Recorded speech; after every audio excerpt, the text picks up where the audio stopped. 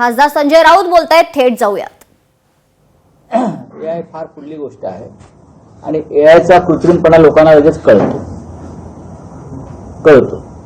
तरी पाहू उद्या किती त्याला आम्ही यशस्वी होतो. ते बीड सायबर पोलीस मध्ये निलंबित पोलीस उपनिरीक्षक कासले यांनी आरोप केला की मुख्यमंत्री उपमुख्यमंत्र्यांनी गुप्त बैठक माझ्याबरोबर घेऊन वाल्मिक कराडचा एन्काउंटर करण्याचा प्लॅन आखला तर त्यांनी आरोप केला. त्यांचं असं म्हणणं की त्या संदर्भातली मी पोलीस डायरीमध्ये नोंद केलेली आहे.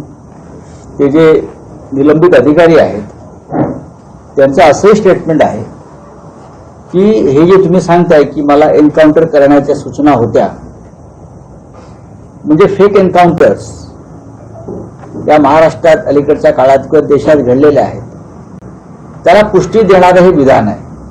पण याची चौकशी होणं गरजेचं आहे. आणि जर हे निलंबित अधिकारी सांगत असतील की मी अशा प्रकारची नोंद अमुक अमुक पोलीस स्टेशनच्या डायरीत केलेली आहे, तर ते अधिक गंभीर आहे. जर अशा प्रकारची नोंद पोलीस डायरीत केली असेल तर त्याच्यावरती तेव्हाच ऍक्शन का झाली नाही? म्हणजे वाल्मिक कराड असतील किंवा धनंजय मुंडे असतील,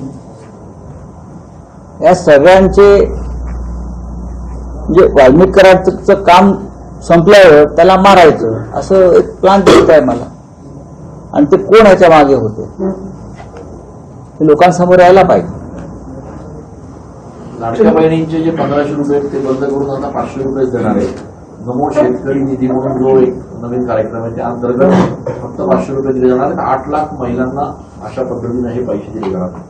त्याच्यावरती आता लाडक्या बहिणींनीच प्रश्न विचारले पाहिजेत. ज्या लाडक्या बहिणींकडून 1500 रुपयांच्या बदल्यात मतं विकत घेतली तर त्या मतांची किंमत आता 500 वरती आलेली आहे, उद्या ती 0 वरती येईल.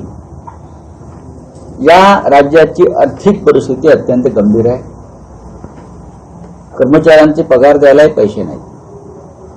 देवेंद्र फडणवीस यांनी किती मोठ्या वल्गना कराव्यात, आवाणावा, पण हे राज्य चालवणं आर्थिकदृष्ट्या आता सोपं राहिलेलं नाही. त्याचं कारण गेल्या 3.5 वर्षामध्ये या राज्याची आर्थिक शिस्त पूर्णपणे बिघडली. पूर्णपणे बेशिस्त, आर्थिक बेशिस्त आणि आर्थिक अराजक अशा या खाईमध्ये हे राज्य सापडलेलं आहे. मिस्टर अजित पवार हे जरी बोलत नसले तरी त्यांना सुद्धा त्या चिंतेने ग्रासलेलं आहे. अमित शहा यांच्याकडे तक्रार केली. कोणी केली? एकनाथ शिंदे यांनी, की अजित पवार आमच्या फायली आणि आम्हाला निधी दे, आमच्या फायली मंजूर करत नाहीत आणि आम्हाला निधी देत नाही. आम्हाला म्हणजे कोणाला? आम्हाला निधी देत नाहीत म्हणजे कोणाला? हा प्रश्न आमच्यासारख्यांना पडतो. म्हणजे तुमचे जे 5-25 आमदार आहेत गद्दार, ते फक्त निधी आणि पैशाच्या ताकदीवर तुमच्याबरोबर राहिले. त्यांना या राज्याची तिजोरी लुटण्याचा परवानगी तुम्हाला हवी आहे का? अमित शहाने याच्यावरती एकनाथ शिंदेला काय उत्तर दिलं हे माझ्याकडे काय म्हणाले ते जर लोकांसमोर आलं तर मला असं वाटतं की या राज्याचं चित्र स्पष्ट होईल. काय म्हणाले की जेव्हा अशा प्रकारे आम्हालाच निधी मिळत नाही, आम्हाला निधी मिळत नाही, हे जेव्हा त्यांनी पूर्ण लावलं तेव्हा अमित शहाने जे दिलेलं उत्तर आहे ते फार महत्वाचं आहे.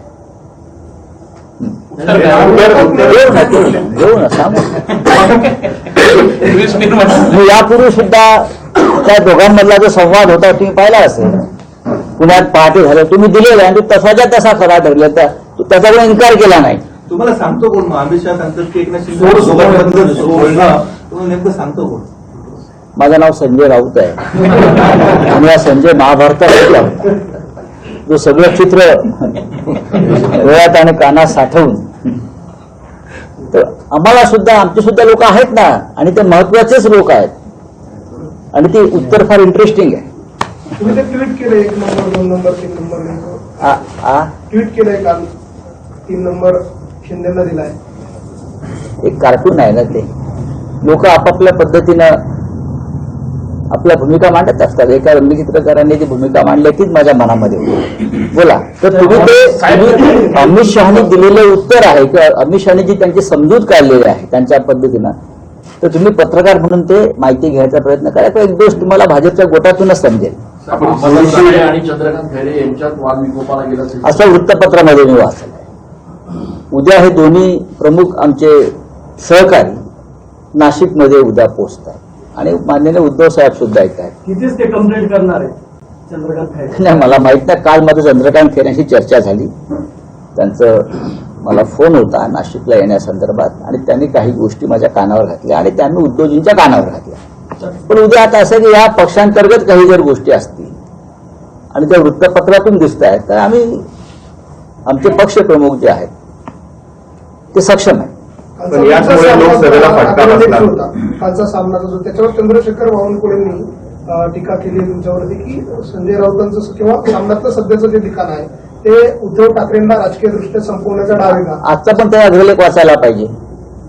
त्यांनी कालचा ते अजून ते 72 तास मागे आहे जीवनात त्यांच्या. त्यांनी आजचा अग्रलेख वाचायला पाहिजे. खरं म्हणजे कालचा अग्रलेख तर महात्मा फुल्यांवरती होता, आपण पाहिला असेल. आता महात्मा फुल्यांविषयी बावनकुळ्यांना एवढी पीडित का असावी डोक्यात? महात्मा फुल्यांचा विचार मी सामनामध्ये मांडलेला आहे आणि महात्मा फुले यांचा जो चित्रपट सेन्सॉरनं अडवून ठेवलेला आहे कारण नसताना, या महाराष्ट्रात फुल्यांचा विचार जर अडवून ठेवला जात असेल तर नक्कीच आम्ही फडणवीसांना प्रश्न विचारणार. ते राज्याचे मुख्यमंत्री आहेत. फुले, आंबेडकर, शाहू यांच्या विचारांवर जर तुम्ही बंदी आणत असाल, मी वारंवार ते सांगतो, फुले, शाहू, आंबेडकर हा जो महाराष्ट्र पुरोगामी म्हणून म्हणतो तो फुले, शाहू आणि आंबेडकर, डॉक्टर आंबेडकर यांच्यामुळेच आपण महाराष्ट्राला एक प्रोग्रेसिव्ह स्टेट म्हणतो ना.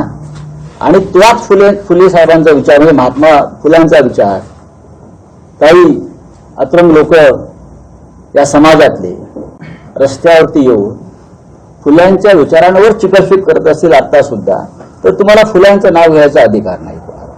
आणि या राज्याचे मुख्यमंत्री फडणवीस आहेत. कुठल्या तरी एका ब्राह्मण संघटनेनं विरोध करून काही गोंधळ निर्माण केलेला आहे. फडणवीसांना स्वतः ब्राह्मण असल्याचा गर्व असतो, नेहमी सांगतात, होय मी ब्राह्मण असल्याचा मला गर्व आहे आणि ब्राह्मण समाज त्यांच्या ऐकण्यातला आहे. मी सगळ्या ब्राह्मणांविषयी म्हणत नाहीये, काही संघटना आहेत.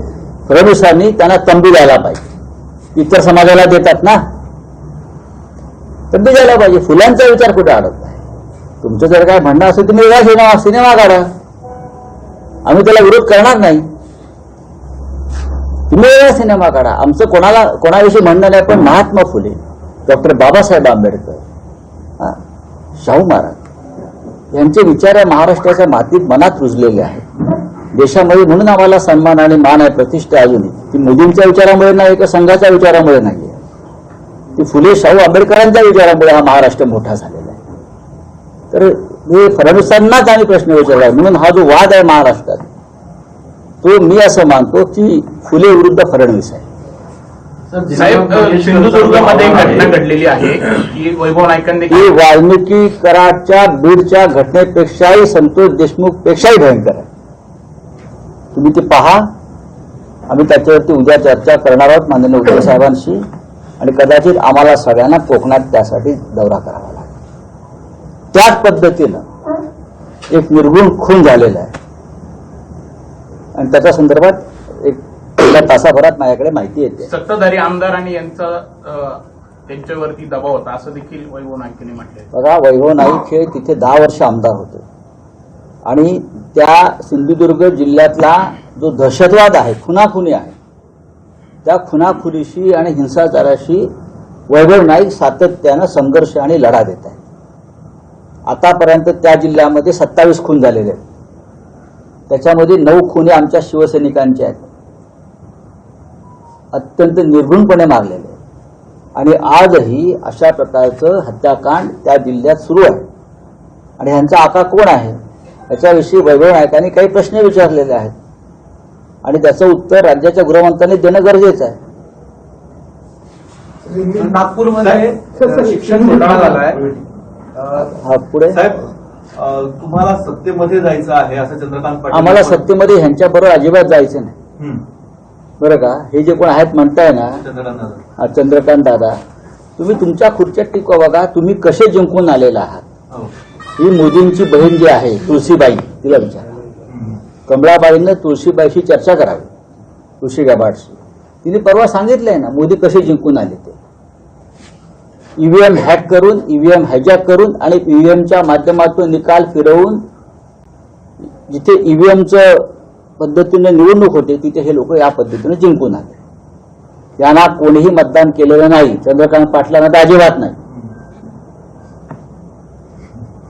बरोबर आहे. ईव्हीएम हॅक करून, हायजॅक करून आणि ईव्हीएमच्या माध्यमातून निकाल फिरवून मतदार यादीत घोटाळ्याकृत जिंकून आलेल्या माणसाने दुसऱ्यांकडे बोट दाखवू नये. पण तुम्ही सध्याच्या सत्ताधारी पक्षासोबत जर नाही गेलात तर महापालिकेला मुंबईत देखील तुम्हाला उमेदवार ते आमचं आम्ही पाहू ना. आमच्याकडे उमेदवार तरी आहेत, तुमच्याकडे ते तरी आहे का? तुमच्याकडे फक्त ईव्हीएम आहे ना, बाकी काय आहे? तुमच्याकडे फक्त ईव्हीएम आणि पैसा आहे. आणि जोपर्यंत पैसा आहे तोपर्यंत ही तुमच्या आसपासची भूतं तुमच्या भोवती नाचत राहतील. महाराष्ट्रातल्या 580 अपात्र शिक्षकांच्या भरती जे आहे ते रद्द होणार. मग याच्यावरती मी काय बोलू, आम्ही काय बोलू? शिक्षक येतील रस्त्यावर, त्यांनीच त्यांना मतदान केलं असेल असं म्हणतात ना. आम्हाला शिक्षकांनी मतदान केलंय, आम्हाला बहिणींनी मतदान केलंय, आम्हाला शेतकऱ्यांनी मतदान केलंय आणि त्यांचं आता गळे कापण्याचं काम सुरू आहे. चला, थँक्यू. मुंबईमध्ये आज शिवसेनेची आंदोलनं होणार आहेत, पाणी आणि रस्त्याच्या होय समस्या. होय. आणि राज्यात पाण्याचा प्रश्न गंभीर आहे. खरं म्हणजे आम्ही मुंबईमध्ये आंदोलनं विभागवार सुरू केलेली आहेत आणि महापालिकेच्या कार्यालयावरती हंडे मोर्चे जाणार आहे, रिकामे हंडे. देशाच्या राजधानीमध्ये पाण्याची जी तीव्र टंचाई आहे, टँकरने पाणी द्यावं लागतं. हे मुंबईमध्ये आतापर्यंत ही वेळ कधी आली नव्हती, कारण महापालिका अस्तित्वात नाही. निर्णय घ्या. 3.5 वर्षापासून महापालिका 14 महानगरपालिका, त्यात नाशिक सुद्धा आहे, अस्तित्वात नाही. लोकशाही मराठी ऐका, पहा, जागरूक रहा.